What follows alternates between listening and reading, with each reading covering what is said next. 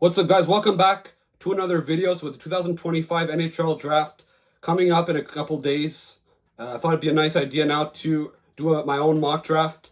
We're going to do the top 16 picks, so starting with the New York Islanders all the way to pick number 16, which right now belongs to the Montreal Canadiens unless they make a trade. So let's get started. The first overall pick, I've actually got a pretty controversial take here. I got actually the New York Islanders taking Michael Misa ahead of Matthew Schaefer, and this might come to a surprise to many, but I do think that if you look at what Matthew Dash is trying to do for the Islanders, it seems like he wants to get this team into the playoffs next season. And considering that Matthew Schaefer only played 17 games this year in the OHL, and obviously looked very, very good, and he's going to be an elite, a superstar defenseman, I think, in the National Hockey League, but he only played 17 games. Michael Misa played 65 games, scored 62 goals and over 130 points. I think, to be honest, considering the Islanders aren't necessarily the most talented team either, I wouldn't be surprised to take a guy like Misa who's more NHL ready than a guy like Matthew Schaefer if they want to make the playoffs. This is a hot take. Odds are they most likely will take Schaefer, but I would not fall out of my chair if they took Michael Misa. I don't think that would be a bad decision either, because I think Michael Misa, you can't go wrong. It's a number one defenseman or a number one center, and you can't go wrong with either. And that leaves San Jose taking Matthew Schaefer, which is exactly the type of player that they need. They have some very good forwards, Celebrini, Will Smith, William Eklund, but on defense, they have Sam Dickinson. Aside from not that much, I don't think Sam Dickinson is that franchise defenseman that a Stanley Cup winning team needs. So I think that if they could get a guy like Matthew Schaefer and have Dickinson as your number two, then you're in business for the next 10 to 15 years.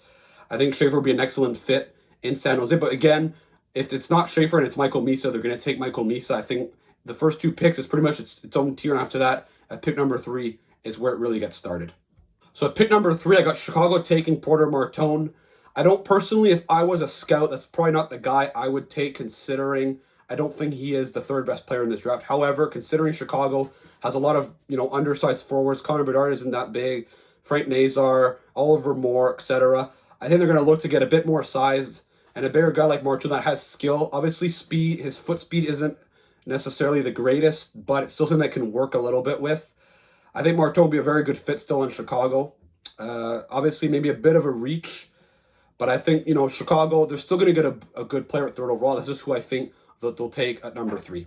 Now at number 4, I got Utah Mammoth taking Caleb Desnoyers. I think that's exactly the type of player that they have. They have already Logan Cooley, who's going to be probably an 80 to 90 point first line center. However, they can maybe use that second line guy that really takes maybe more the defensive responsibilities off of Cooley and lets him more thrive offensively. I think Caleb Desnoyers is exactly that, a high IQ centerman, a decent size as well at 6'2". I think Desnoyers would be an excellent fit for Utah. There's been rumors that Utah might trade that 4th overall pick. Personally, I wouldn't, unless you're getting a guy that's an elite player already in the National Hockey League. For me, I'm taking Caleb Desnoyers. There's also been rumors with a guy like Brady Martin. I don't think I would take Martin ahead of Desnoyers. I really think Desnoyers has what it takes to be not only a really good second line center, maybe even a number one center one day if he fully develops into his full potential. Now at number 5, I got the Nashville Predators taking Anton Frundell. I think Frundell, a very high potential, very, very good shot, probably one of the better shots in this draft. I think he could be an excellent, I don't know necessarily if he'll be a superstar center, but I think he should be a good first-line center for Nashville. Nashville just got to take the best player available at this point. They finished, obviously, a lot lower than they expected. I think Frundell will be an excellent fit on the Nashville Predators. I don't think that, if it's not Frundell, I think a guy like James Higgins will also be a good pick for Nashville as well. But I think that they're going to, considering the lack of size with Higgins, I think they're going to opt more towards a guy like that has a bigger frame in Frundell. And obviously he's going to be a very good goal scorer at the National Hockey League level. Now at number 6, I got the Philadelphia Flyers taking James Higgins. Obviously, the Flyers, they don't have that many big bodies in their system. Michkov's not that big. Konechny isn't necessarily the biggest guy. So you add a guy like Higgins, isn't maybe the most ideal fit. However, considering the talent that he has, I think he'd be an excellent playmaker to put alongside a guy like Michkov, and then maybe eventually you could go get a power forward to complement that line. I think Higgins, there's still, risk. I don't really think he'll become a number one center in the National Hockey League. I even think he'll probably be more of a winger, but because of his lack of size, I don't think that he's going to be necessarily that, he's not bad defensively necessarily, but I don't think he really has what it takes to be a number one center in the National Hockey League. But still, sixth overall, with the talent that he has, he could be, if everything goes right, an 80-plus point guy. I think you take the chance if you're the Philadelphia Flyers. Now at number 7, a player that's been rising on a lot of lists.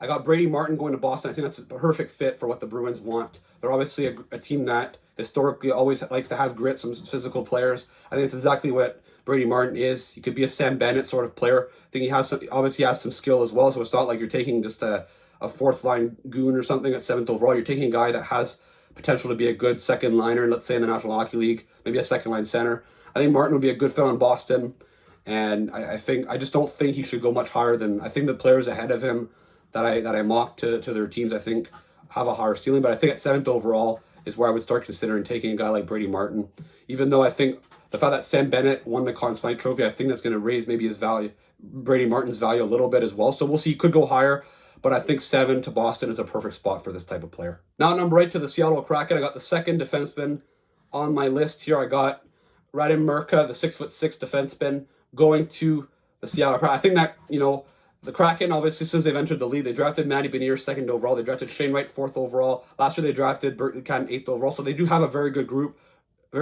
of young forwards coming up. However, on defense, it's pretty slim. I think Murka automatically becomes their best young up-and-coming defenseman. And obviously, he's a right-handed shot. I don't think this guy has potential to be a star, but I think he could be a very, very good second-pair defenseman. I could see maybe a prime Tyler Myers guy, okay? That's, a big body, good skater for his size, good defensively, can contribute a bit offensively as well. I think that he would be a solid pick there at 8th overall, and he fills some needs for Seattle, even though I don't think he's necessarily the best player available. But teams are going to pick by their needs mainly. That's what we're going to see, even though, once again, I think there's some players that are going to be picked after him that most likely are going to end up being better players 3, 4, 5 years down the road. Now, coming in at number 9 to the Buffalo Sabres, I got Jake O'Brien. I think Jake O'Brien is probably, well, for one, as a guy, I think that is a better prospect than not only Radim Murka, but also Brady Martin. I could see him also going 7th overall, let's say, to Boston, but I think O'Brien has potential to be a very, very good, at least second-line center, potentially even a low-end first-line center. Obviously, a big question mark with his game, a big problem with his game is his shot. It's not necessarily the greatest shot, so he'll probably be a guy that is probably going to get, at best maybe a 20, 25 goals probably in his prime if he ever becomes a high-impact guy. But he does have good playmaking ability. I think he's the guy that has a relatively high floor as well.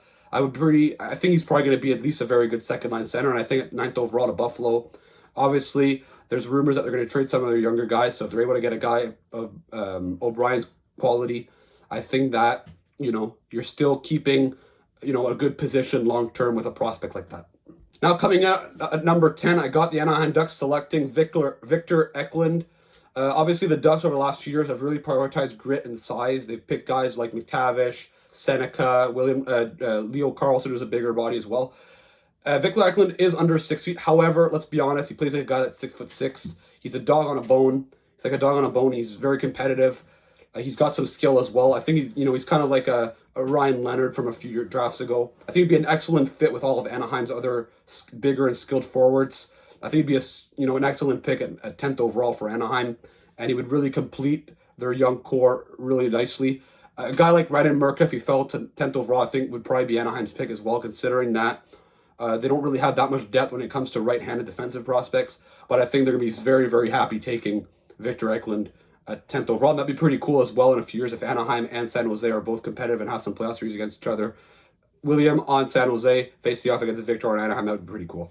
Now, coming in 11th overall to the Pittsburgh Penguins, I got the Penguins taking a swing and drafting Roger McQueen. Obviously, Roger McQueen didn't play that much hockey this year. He had some back problems, but the ceiling is very, very high. He's a big centerman. I think for Pittsburgh, you're starting a rebuild. You might as well take a swing on a guy like this, even though it's very risky. You're probably still going to have, however, many high draft picks over the next few years. It's not like the Penguins finished bottom 3 either this year, where you cannot mess up their pick. Once you get to 11th overall, you can take a chance. It's not necessarily the greatest draft after this either. So for Pittsburgh, I would take the chance of taking a guy like Roger McQueen, who, if all goes right, he could become, if his back heals, which is going to be is a risk itself. He could become one of the best players in this draft. He really has a very, very high ceiling, a big body. I think that would be a super pick for Pittsburgh if everything works out. But again, there is that risk, and that's why he's going 11th and not, he'd probably be a top 6, top 5 prospect, to be honest, if it wasn't for that injury.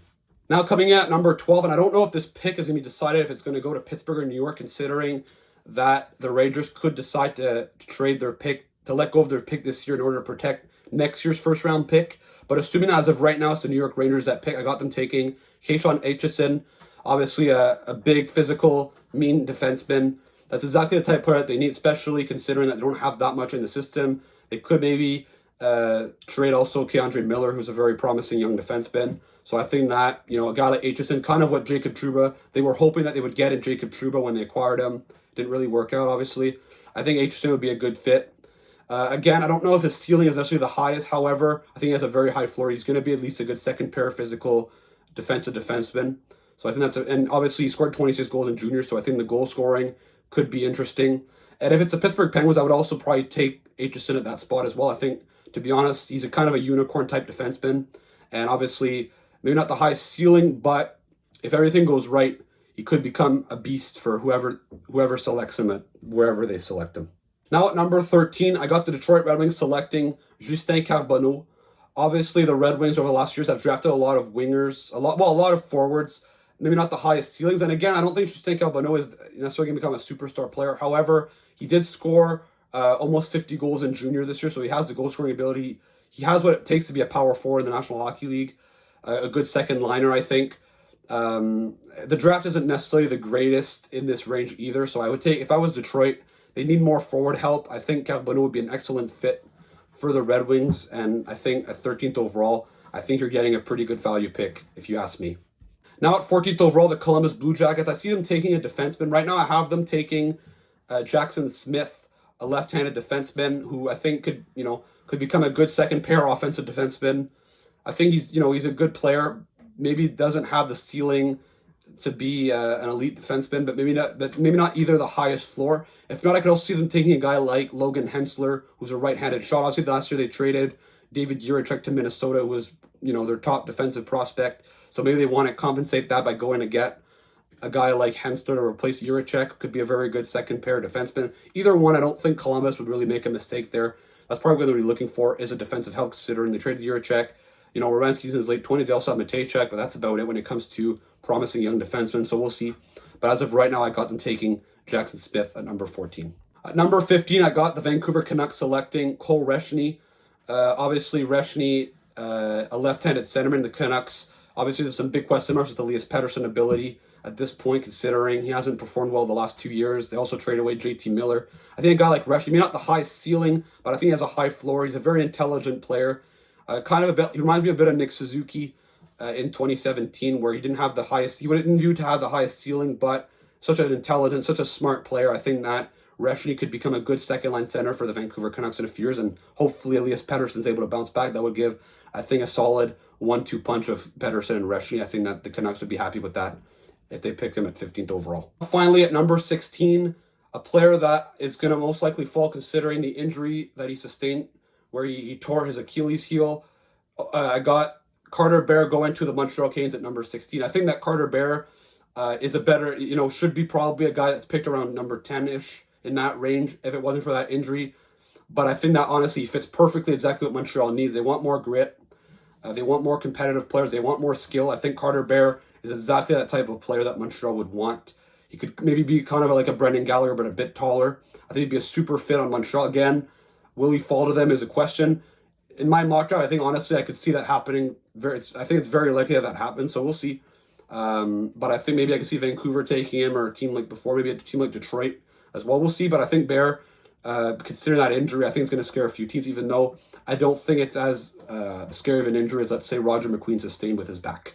All right, so that puts an end to this video. Let me know in the comments. Do you agree with this mock draft? Which team? Do you agree with the selections that I made for each team? If you're a fan of whoever, is there another player that you would like that your favorite team selects? Let me know there. Don't forget to check out some of my off-season content that's going to be coming out in the next few weeks and months. Don't forget to like and subscribe, and I'll see you again for another video. Ciao.